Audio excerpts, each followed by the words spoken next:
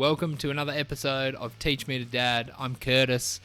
Glad you could join me. I hope you've been enjoying this podcast. One thing I have noticed from hearing from lots of people is that people have found this a space that they've wished was around more and sooner, and keen to hear from other Christian dads what they're doing with their kids. And so I hope you keep enjoying it. Hope you keep enjoying the ride. I imagine you've got the vibe of what this is now. It's, to put a phrase to it, it's peer-to-peer learning. Learning from other dads, mostly who are kind of still in the thick of it, though I will be going into different stages. So early on it was kids at a similar stage to mine and a little bit older, and then a little bit older, and today will be someone whose kids are even a little bit older. We'll have some dads who are, their kids have moved out, but it's peer learning at different stages, not just expert learning, but peer learning. So this week, I'm chatting to Adrian Haynes, and I've loved this chat, and I trust you will too. Something about Adrian that'll come through as you listen. His tone, his demeanour as he talks about parenting is clear and stable. I think those words capture a bit of his essence in this. So anyway, hope you've been enjoying it. Hope you enjoyed this. Before I get into it, if you are someone who's been loving this, could you please follow this podcast on whatever app you listen on? If you follow it, what it does is the more that someone follows it, the more that Apple, Spotify, these apps will show this podcast to other people who might be interested in it. So if you do that, it'll help more people see it. So I'd really appreciate you doing that. But let's get into today's episode. Adrian, teach me to dad. Teach me to dad, I am a dad and I need some help. Teach me to dad, I'll never learn this by myself. Teach me to dad, I am a dad. Alright, welcome to Teach Me to Dad. Adrian Haynes, good to have you. Thanks for having me. I didn't realise we were rolling. You just said, let's go, and we're on. Yeah, man. Gotta ride that wave of energy. Yeah. So, for those that don't know you, give us a little sense of your family. Who's on the team? Yeah, it's good. Yep. So my wife, Kel, and I got 3 kids. Goes boy, girl, boy. Oldest is 13, I think. Year 8. Quins in the middle. Year 7, maybe 12, maybe 11. I find it easy to remember what years they're in, not how old they are. And Jack's in year 4. Yeah, cool. Oh, that's good. Well, I guess since a while I was keen to chat to you for this thing.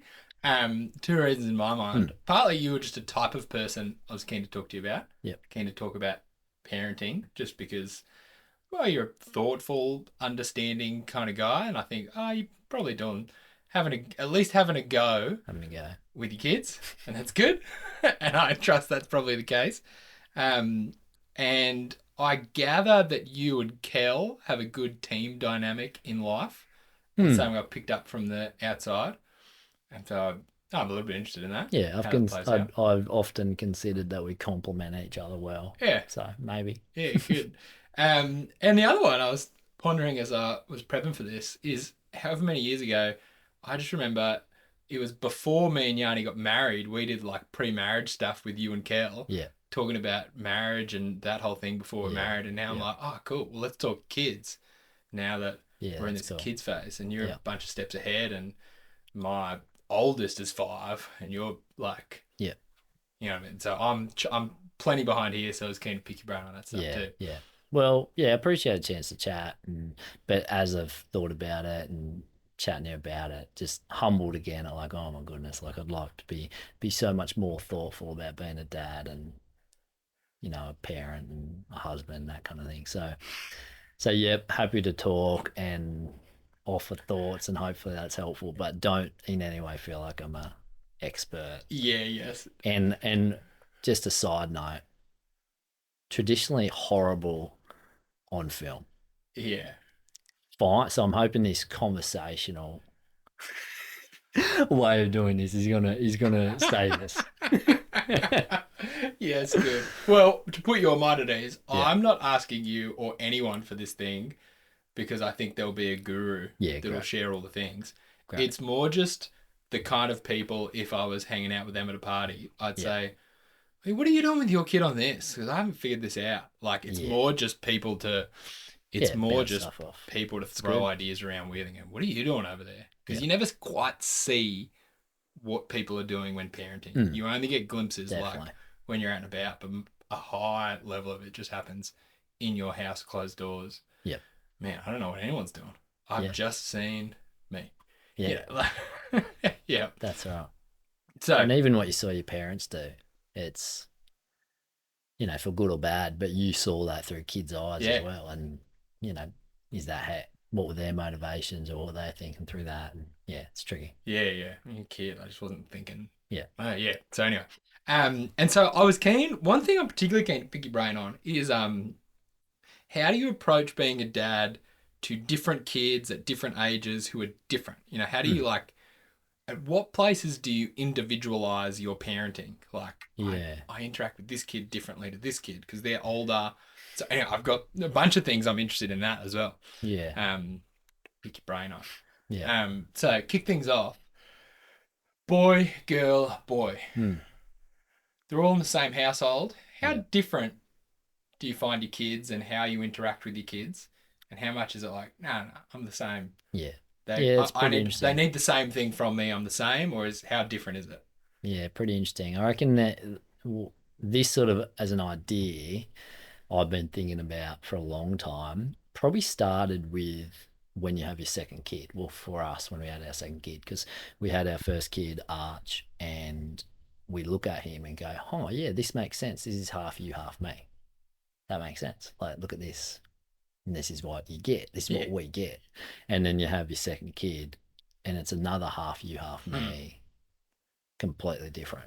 And it's like, okay, still half you, half me, but what's going on here? And so if you have a third, chances are you're set for a double up. Yeah, that's because you had half of one, half of the other, so you probably switched on the other. So, I found that as early days thinking into like, oh, they're different. That's a thing, is it? And that almost caught me as a shock thinking back. That's pretty stupid. But and I reckon just in this last week, I asked someone the question, is there something about your oldest kid? I was asking another dad, is there something about your oldest kid that sort of models himself off you a little bit, do you think? And he said, nah, man, my kid doesn't like anything I like. And, sometimes I feel like it's almost makes a point of saying we're different, whereas the middle kid was really similar to him. Because I thought, you know what? First kid's come out, boy, and I've kicked off our relationship with him, and there's been no other kids in the household, and I've just said, this is cool, running's cool, bushwalking's cool, and he's gone, okay, cool. And he's learnt that, and he's become that kind of thing. And when it comes to my oldest kid, it's like I can't not. I spend too much time with him almost at the cost of the rest of the kids. I can't not hang out with him. Everything I want to do, he'll want to do, and in reality, like everything he wants to do, I actually want to do as well. He was like, "You're starting a garden, are you?" Could I plant some? Can I plant some tomatoes? So you thought maybe that's a first kid thing? Yeah, but nah. No, I don't think. Yeah, I reckon that's my second's more like that. Yes. My first, it's like he loves being around me, but he's not emulating me as much as Harvey's emulating me. He's like, when I get ready for work, he wants to wear work boots and find identical clothes. Yeah. And he's like, I'm going to be dad. Yeah. What's dad doing? I'm in. You know quotes? Let's go do quotes. I love doing quotes. Like, that's, but that's my second one. Yeah. So, keen to have strong relationships with my three kids, and keen to for them to feel like we've got a close relationship, spend time with them, but have always found that harder with the other two than with Archie, because that common interest thing. Second kid was a daughter, and when they're young, you're talking about what do you play with them, Yeah. that kind of thing. And then by the time the third kid comes around, like you're just like also busy. It's just like you've got now the time pressures of family, work, first kid, second kid, third kid. So there's all these sort of things in my head around like I need to make sure I've got a strong relationship Mm. and be giving each one of these kids what they need Yeah. from Yeah. their dad. But yeah, that's been interesting. Do you do imaginative play with your kids? Do they get you like pretending to be stuff and play with them? Yeah. So they've all been a little bit like imaginary kids. Like they'd play a bit of, the boys would play like dragons and Pokemon and that kind of thing. Quinn would be schools, Yeah. teaching, that kind of thing. Mm. And I'm a frustration to her, and she's grown out of it now. She's grown out of it. She's in high school. She doesn't do that as much, that kind of thing. But I would drive her crazy because I can't not be silly. So how I imaginary plays, I'd be silly. So if I'm, Did you get in trouble at school for being silly? Are you reliving your school days now? She's a teacher. You're a misbehaving student. I'm just looking for a laugh from her. Yeah, Like yeah, so yeah, I'll yeah. be a teacher as well, and if I'm marking the role, they've all got stupid names. Yeah, yeah. If she says, "Oh, did this kid come in?" I'll go, "No, they didn't," and their mum called up with this excuse, and and she'll look at me. She's looked at me and said, "Like, Dad, can you please play properly?" Ah, And I'm like, "Oh my goodness, I'm doing a terrible job." that's great. So yeah, I think I struggled to play my kids imaginary in certain ways. I run out of steam with it, and I don't want to do it anymore. And I always act just silly, which is frustrating to them. That's great. Wish I was better at that. That's heaps funny. What are some of your broad scale aims for your kids? Broadly. And then my next question is going to be, do you have different aims as well for different kids? But broadly, like, what are you thinking? This is what I want for my kids. Yeah. What's some of your broad, this is what I want for all of them? Yep. Look, broad, I want to know and trust Jesus as their King, as their Savior. Me and Kel are Christians, and that's the center of our life. So that's my concern for them is that's at the core of it. And then I guess everything sort of feels like it's sort of stepping back from that, like healthy, like enjoy healthy relationships and interactions within church and then school and then families. I care a lot about relationships, less so than I've cared about sort of academics and that kind of thing. And I think that's just because of who I was and my family growing up. We worried more about relationships than achieving things and that kind of thing.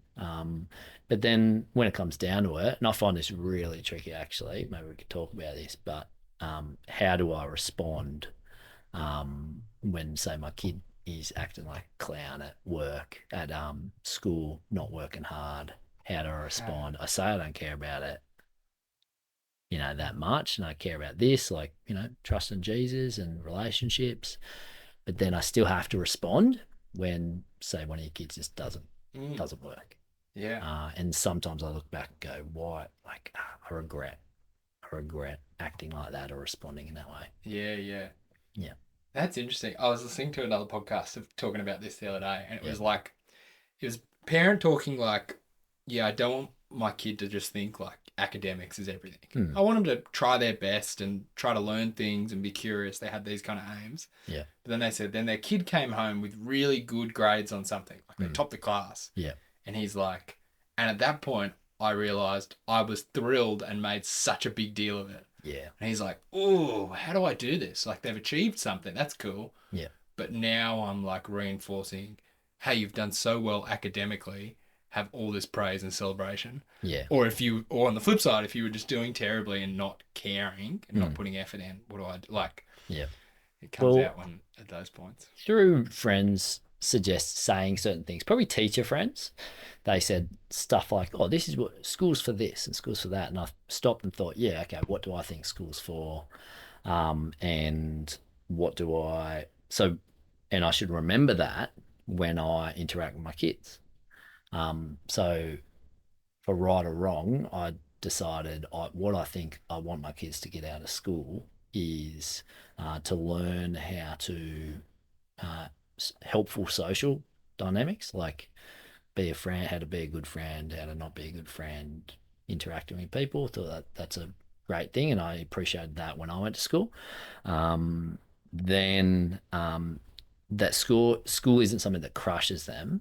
That school gives them the sense of like when I find something that I want to work hard at, something that I like, that I can work hard and I can achieve what I want to achieve. Mm. Um, and then some helpful skills in how they might do that, how might they work hard. And then weirdly, also, I never read a book till I became probably a year or so after I became a Christian. So I was out of school when I first read my first book, and now I like reading books. So on top of all that, and I've just said like, and I want my kids to read books. Yeah. But yeah, so I left school never trying at any subject, trying to avoid work as much as I could. And for one reason or another, there was one or two things in senior high where I realized I was okay at, and I thought it was fun to try at, and I tried and I did well. So I left school with this sort of, I guess, good self-esteem of going like, when I finally find something that I want to work hard on, I can. Yeah, That'd yeah. be good. Mm. But then when your kid comes home not working hard, and you got to respond, like you got to Yeah. go, oh, you've done nothing. Mm. All right. That feels wrong. Yes. Yeah. But then, okay, what am I going to have a hard conversation with my kid every afternoon? Mm. That feels wrong. Yeah, yeah. So I find that really tricky. Ah, wow. Do you have different aims or different kids, or have you had aims that have changed as they've grown older? That's like, yeah, I've got these broad values, things are important, but wow, I'm realizing for this kid, I kind of hope that I hope this, and for this kid, I hope this. Or as they grow older, I'm Yeah. developing new goals. I realize I It's actually really interesting. want this for that kid. Yeah, interesting. Like I don't think I've really thought about it like that. I think it's a bit more reactional. I think Yeah. I've gone, I've got these broad things that I want. And I reckon this kid loves this. And it's like reactional. Yeah, yeah. So maybe I could help him develop that area. Mm. Or I think this kid finds this thing really tricky. Mm. And it would benefit them to work on that. Yeah, yeah. So yeah, end up treating them a bit differently and feeling different sub goals, Yeah, yeah. but usually sort of out of response to what I get, you like this, I'm going to help you, or you find this tough, so I'm going to start to care about it more, Yeah, yeah. that kind of Do thing. you have different aims for your boys to your girl? um I don't think so. Mm. I don't think so. Past what I just, Yeah, personality wise, Yeah. I don't think based on boy or girl, just as individuals. Yeah, yeah. I feel a sensitivity to the relationship I need to have with my daughter, because I've just heard and read like, really important to have a good relationship with your daughter, and for daughters to have a good relationship with their fathers. That'll play into future relationships with men. So feel sensitive to those aspects of it. Mm. And that'll play out differently. So I'll read to Jack, I'll read to Archie, and I'll have a lengthy conversation with Quinn. Yeah, yeah. And part of me's like, am I showing like favoritism to Quinn, but no one's complaining. Yeah. But you're trying to fit, what do they need from me? Yeah. What do I think they need from me? And they're going to have different needs. Yeah, Yeah, that's yeah. right. Yeah, Yeah. yeah, yeah. So this is what I want to do, right? Yep. I got a list of things. I want you to tell me, are these things that you do blanket same for everyone, or you're like, nah, we do this differently Okay. for our different kids? And is this like rapid fire? I'm just answering, Yeah, man. or the we're list going to isn't go that into big. it. Okay. But I guess we can call it rapid fire. But Ready for the rapid fire round. Here Yeah. we go. Boop, boop, boop, boop, boo. Reading the Bible. It's changed over time, but different. Different. Yeah. As in separately as well. Yeah. Like, yep. Spending quality time one-on-one. Different. Definitely. Different. What discipline looks like discipline of bad behavior. I'd say pretty similar. Yeah. Similar. Um, Holidays. Same. Like this holiday for this Yeah. kid. No. Exact same. Behavioral expectations. I expect this. Do you Mm. expect the same from everyone, or are there slightly different expectations for different kids? I think the same, but I wonder if someone from the outside looked in, would there be like blind spots that I have? Yeah. I'm like, oh, like you react strongly to that kid, but Yeah. this other one. Yeah. Yep. Yeah. Yep. Kind of how much you push them out of their comfort zone. Mm. Uh no, I think we probably push them out of their comfort zone, similar, but all in different areas where we've gone, this is your comfort zone Yeah. in this area. I think, yeah. But it's not like you're my eldest, so I push you real hard, or you're my Yeah. girl, I push you extra hard to get ready for, No. No. No, I haven't. We haven't been that thoughtful. If that's a good thing to do, we haven't ever thought that way. No. Yeah. So some of the sames, Mm. discipline pretty similar, Yep. expectations similar, how much you push them similar. It seems like you've got I want the same kind of things from all of them, Yeah. but what they need, it's a little bit different. How you do Bible time with them, quality time. It seems Yeah. like you're vibing their different needs. Yeah. I think I've got a tendency towards together the sameness. Mm. So I as a feeling like I'm like all together time is best. Mm. Family time is best. And if the family was broken up, oh, that's a bit of a shame. But then when I do it and you're able to give that kid one-to-one attention, it's always such a great time. Mm. But like I think I need to remember that and head in that direction rather than that's not my default. I don't, yeah, generally it's like I think both me and Kel are like, what are we doing as family today? What are we doing as family? So a good night would be, all together time, which is great. But I think it comes sometimes, and we've reflected like, yeah, we got to make sure we're giving each one good amount of time. So I think potentially just that thinking plays into all those questions a bit. Yeah. Like we don't. Yeah, we tend towards all family stuff. Yeah. I was listening to something that talked about, it was a dad talking about that, like trying to do separate holidays. Yeah. So I asked that one. I was interested. Like they're like once a year, I try to do a something with just one of them. Like like an overnight camp or a weekend something. Yeah. Solo. And when they turn 12 or some age, it's like me and that kid do something hectic.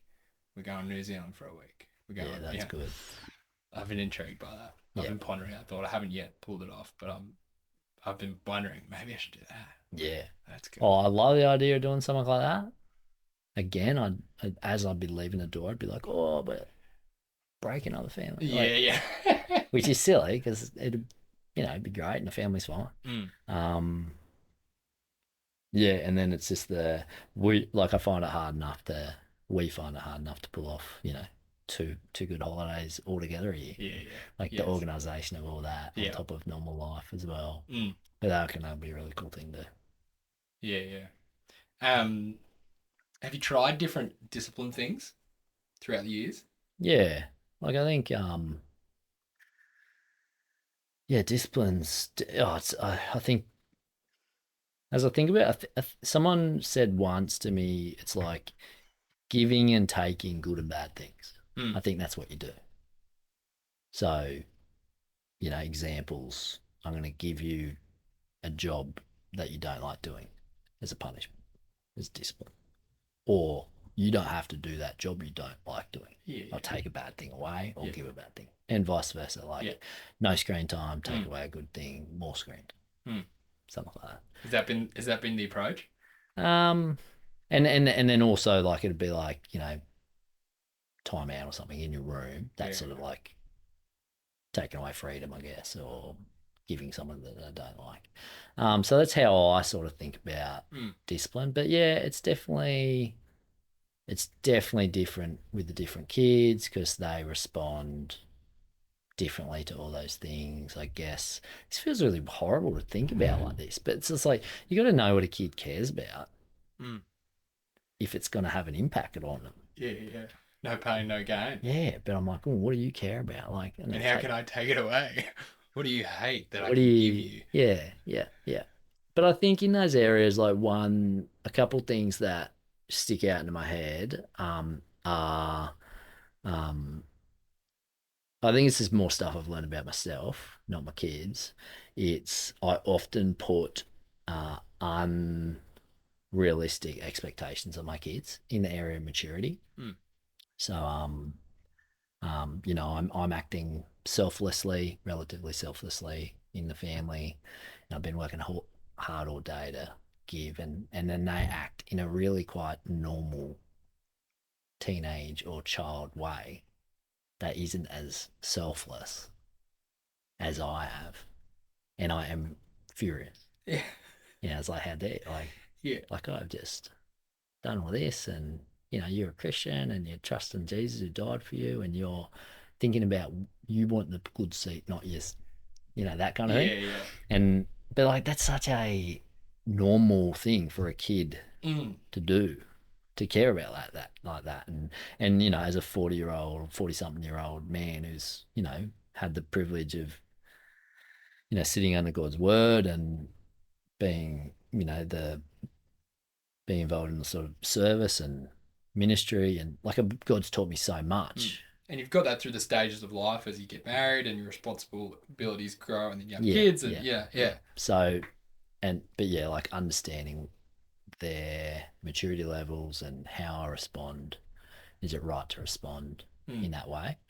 Um, and also just giving my kids the time to do that processing, I think is a really helpful thing.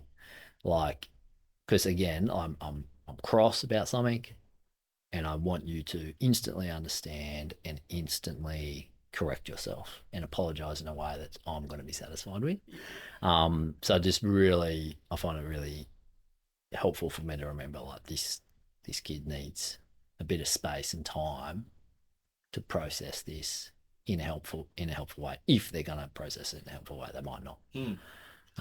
So Yeah. what do you reckon, like, expectations with kids? Like, so seems unreasonable to set the 40-year-old Mm. expectations upon someone. Yeah.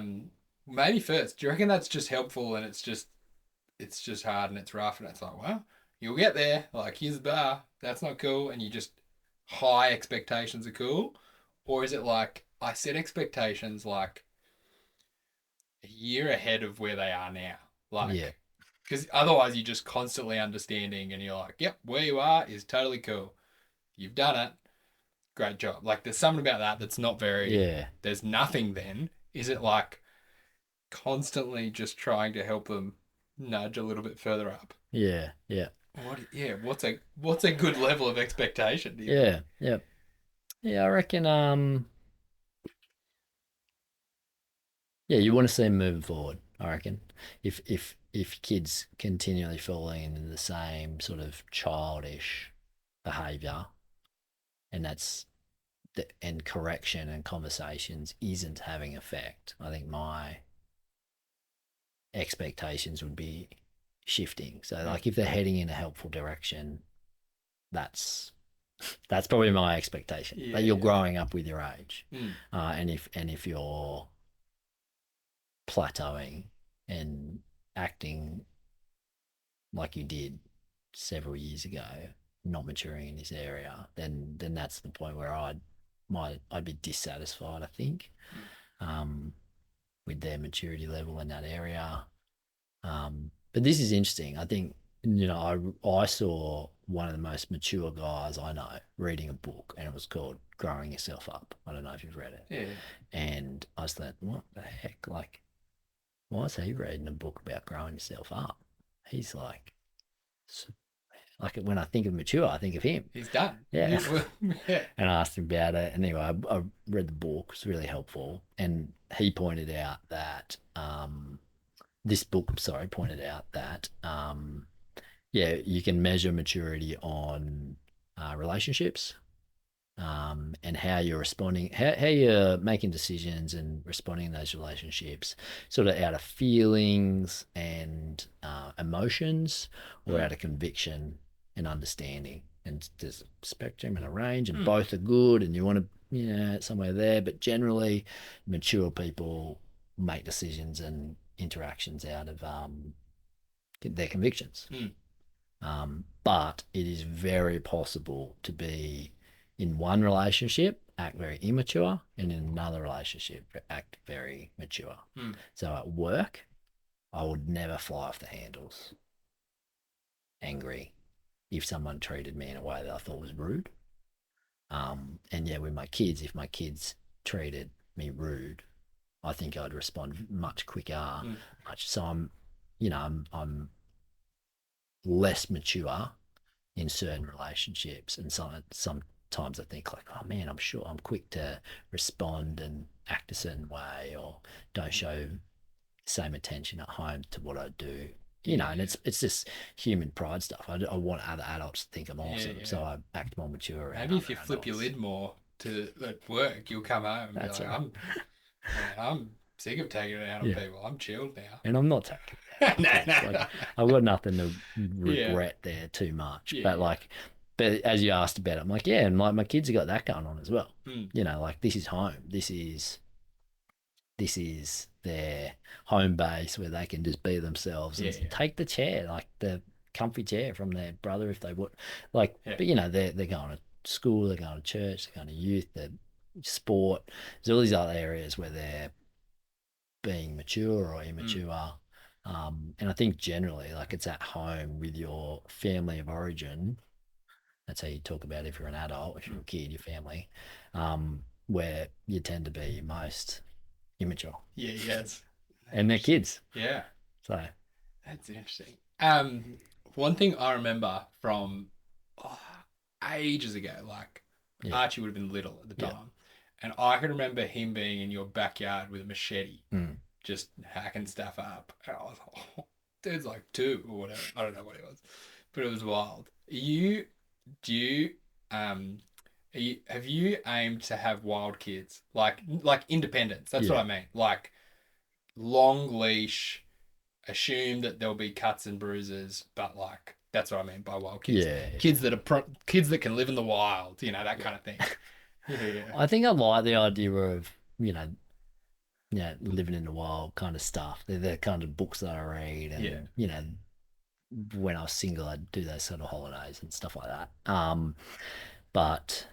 So I'm attracted to that. So I like when my kids want to do that kind of stuff. But definitely not wild in the sense of like out of control and not thoughtful and that kind of wild kids.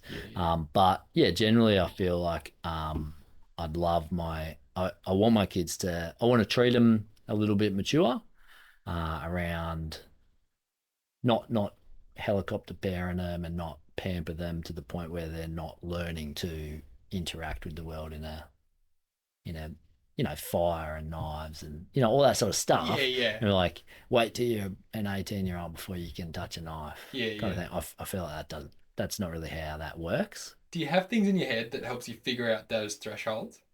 Of like, nah, this is where I step in. Yeah, it would be how significant was the consequence actually going to be? Yeah, gotcha. Like a cut finger's yeah. and I know.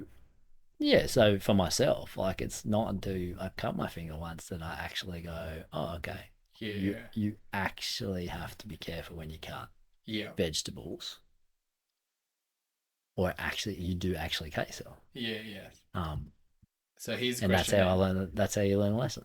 Yeah. Have you been comfortable with something that could be a trip to the emergency room? You're like, well, they're fine, they break legs, we just go to emergency.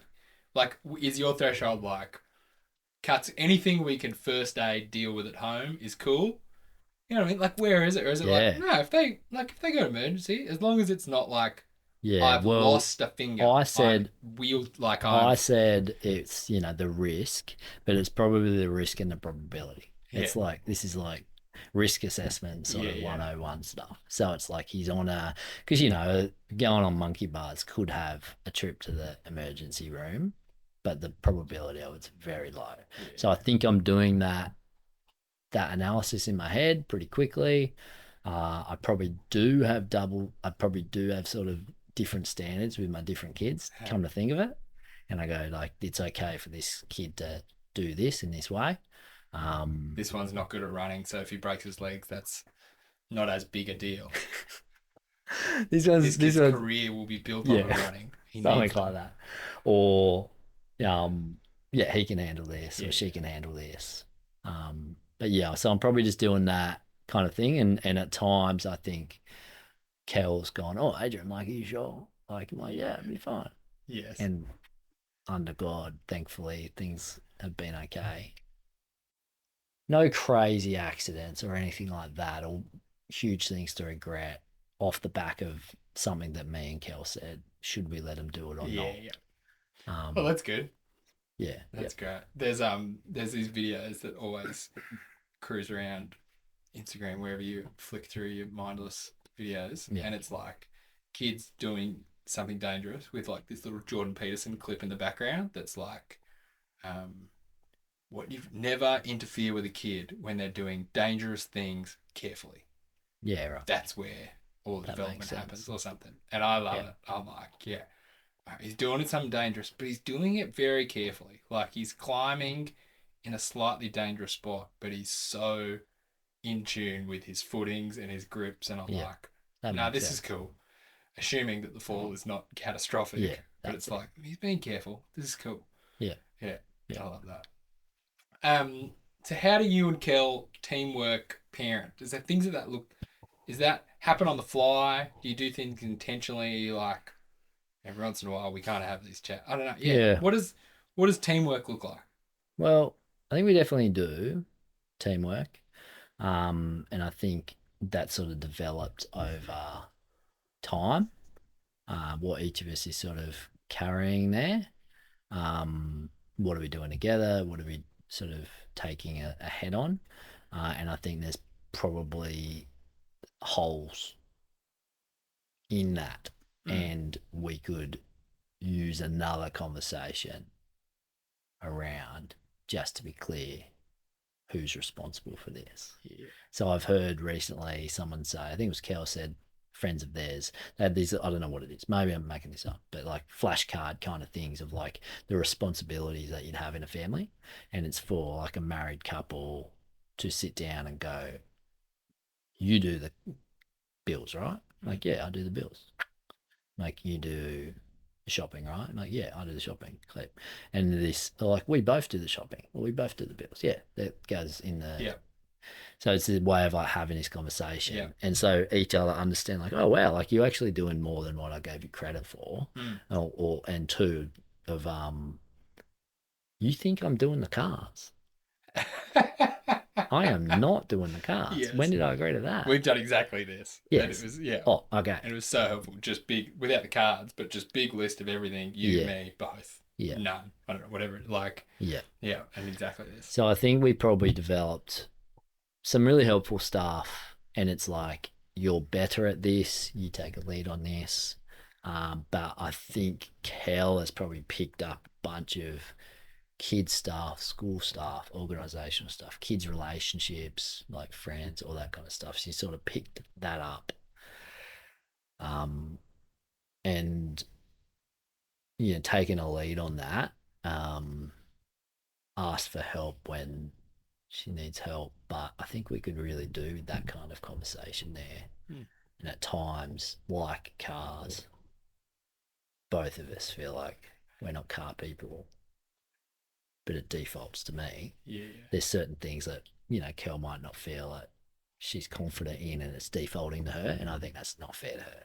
Like, I should take the responsibility as husband, father, like have that conversation. Like, how are we doing this together, or how you supported in that. Yeah. Mm.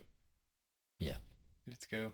And when it comes to things that you try to do with your kids, are you guys, do you talk about that? Do you have these kind of moments like, oh, I think what this kid needs from us now is this, like, oh, Mm.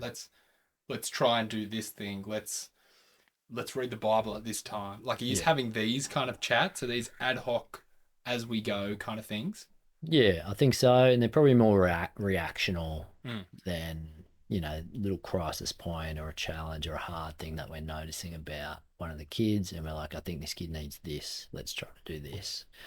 So it'd be wonderful to be thinking, like we're very thought out, we're very strategic, we've planned out, how we're developing our kids and their maturity and their faith with God over time.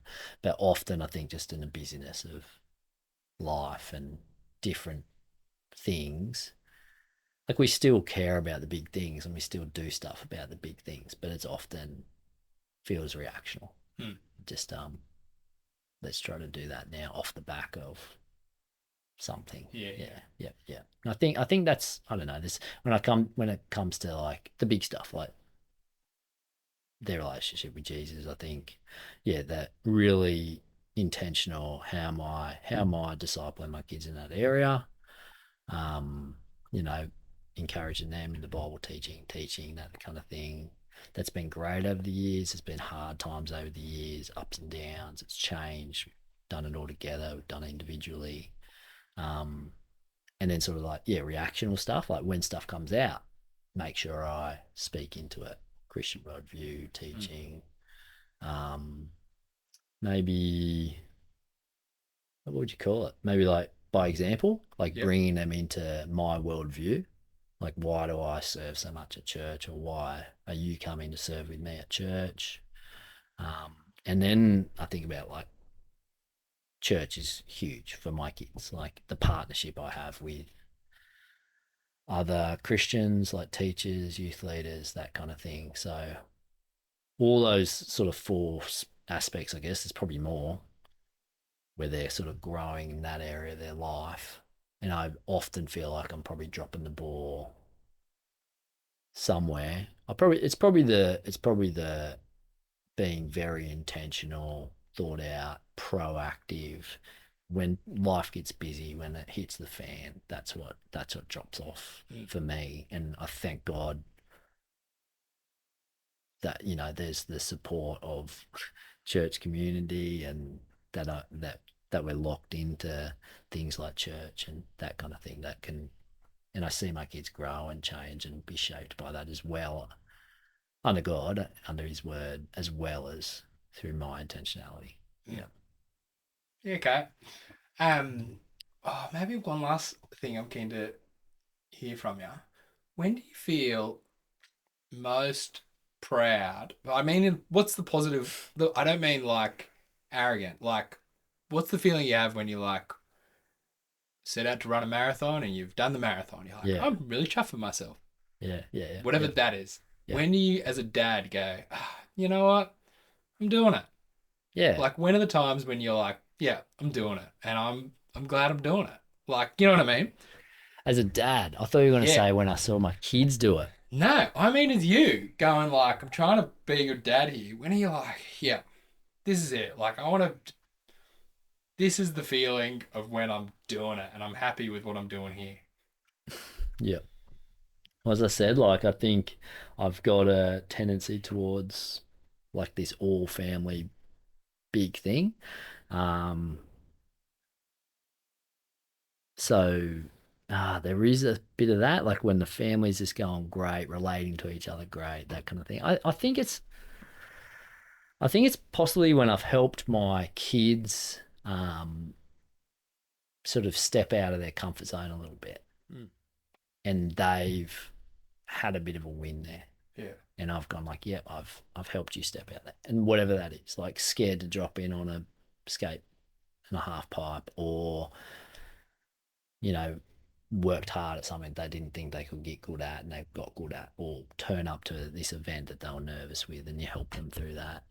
So I think, yeah, I get a feeling of like doing a good dad thing there. If they get a win because I've helped them step out of their comfort zone. That's something else I was thinking about saying, man. But yeah, maybe it'll come to me in a sec. But Yeah, I think good. that's a big area where I'd feel like a dad win. Yeah, Yeah, good. Well, I hope it doesn't come to you in a sec, because we're done. thanks for chatting. It's been great. Yeah, thanks for having Oh, us. it's real good to chat to you. Cheers. I really enjoyed chatting to Adrian, getting to hear how he's approaching raising his kids. A couple of takeaways for me from this conversation that stand out was how he thinks about reactional parenting. And I think usually being proactive is seen as the best thing and reacting is kind of second best. But I think something I learnt from Adrian is what he's doing by reacting to his kids. He's allowing them space to shape their own paths based on who they are and not pushing the kids to fit a cookie cutter. And so he's learning his kids and who they are and what their needs are and what their strengths are, and then reacting to that. How do I parent them, support them? So reactional. I actually found it really helpful, something I learned from that. Another takeaway was he's talking about the need for personal maturity at home and working on our pride and our patience and these things and the difference that makes. And then another one that stood out was thinking about expectations and helping kids grow by treating them as more mature so that they would rise to that. Thinking through that issue with him I found really helpful. Something that came up that I'm keen to think about was how to motivate kids. He's talking about like when the kids isn't motivated at school or something. And so I'm keen to keep thinking about how to motivate kids, and I've thought of just the guy to chat to about that. So in a future episode, I'm going to talk to someone about that and how do we motivate kids. I've got just the guy in mind for that. Adrian mentioned a book, Growing Yourself Up. Yeah, I really recommend that book as well. I found that helpful myself. I'll put a link to that in the description to some page where you can find that book.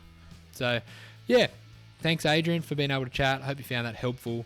And yeah, big encouragement to dads, I think, from that is keep working at getting to know your kids individually, personally, so you can care and support them particularly. Next week's episode, I'm very eager for you to hear. It's probably the most significant episode of this podcast this season. It's we're talking about some deep issues, vulnerable issues. It'll be a big one, and it's a real privilege that we get to listen to next week's podcast. I feel the privilege. I'm not talking myself up. I'm talking up the dad and what he has to share for us. So we'll see you next week. Looking forward to it. Catch you then.